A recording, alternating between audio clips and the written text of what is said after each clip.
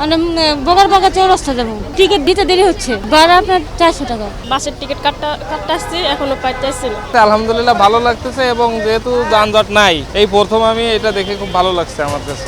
লাইনে দাঁড়িয়েছি, তো এখন ওই যে টিকিট দিচ্ছে আর কি, তো দেখি কতক্ষণ লাগে সেটার জন্য ওয়েট করতেছি। ভালোই লাগছে, কারণ ঈদের ছুটিতে যেহেতু পরিবার সহ ঢাকায় থাকি, বাড়িতে যাচ্ছি, পরিবারের সবার সাথে দেখা হবে, বন্ধু বান্ধবের সাথে দেখা হবে, ভালো। ওরা তো হচ্ছে গিয়ে ওই সিন্ডিকেট করতেছে, এখানে 4-5টা এসির বাস দাঁড়ানো থাকা অবস্থা ওরা টিকিট দিতেছে না, বলতে বাসের সমস্যা, গাড়ি নেই এরকম।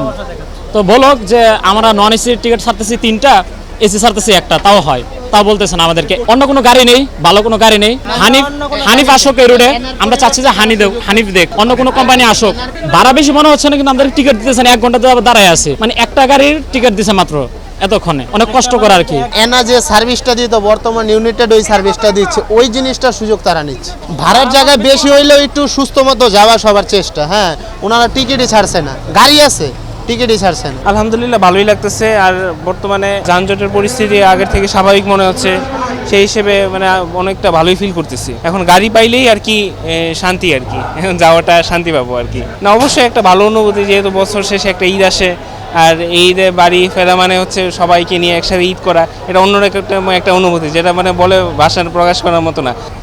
অন্যান্য বছর ঈদ তো আসলে যবে থেকে বড় হয়েছি, বড় হওয়ার পর থেকে ঈদ সবসময় একরকম, মানে থাকে না আসলে, বড় হওয়ার পরে চাপটা অন্যরকম, আর ঈদের আমেজ তো ওইরকমটা নাই।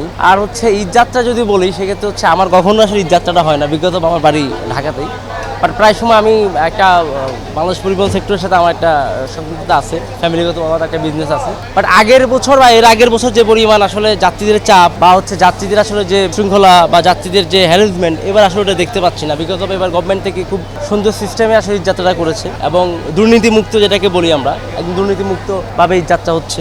কোথাও চাঁদাবাজি বা পরিবহন শ্রমিক মালিকদের, বাস মালিকদের কোনো জায়গায় চাঁদা দিতে হচ্ছে না, এবং বাড়তি ভাড়াও এখন যাত্রীদের গুনতে হচ্ছে না। সে জায়গা থেকে স্বস্তির ঈদ বলা যায়। যাত্রীর চাপ মামা কম, আজকে আরো খুব খারাপ অবস্থা। এই কয়েকদিন যাও 300-400 করে মারবো পাইছি, আল্লাহ জানে মামা, গাড়ির চাপ বেশি, অতিরিক্ত গাড়ি রুডো নাই, যাত্রী চাপ নাই, যে খালি গাড়ি না বসে। আজকে আরো বেশি খালি, একবারে খালি। না বাড়াবাড়ি না, যা ভাড়া তাই, 300-350 টাকা ভাড়া নিতেছে। ভাড়া হইলো অরিজিনাল চার্ট ভাড়া হইলো 400 টাকা, কিন্তু আমরা ভাড়া নিচ্ছি 300 টাকা, 350 টাকা, তাও লোক নাই।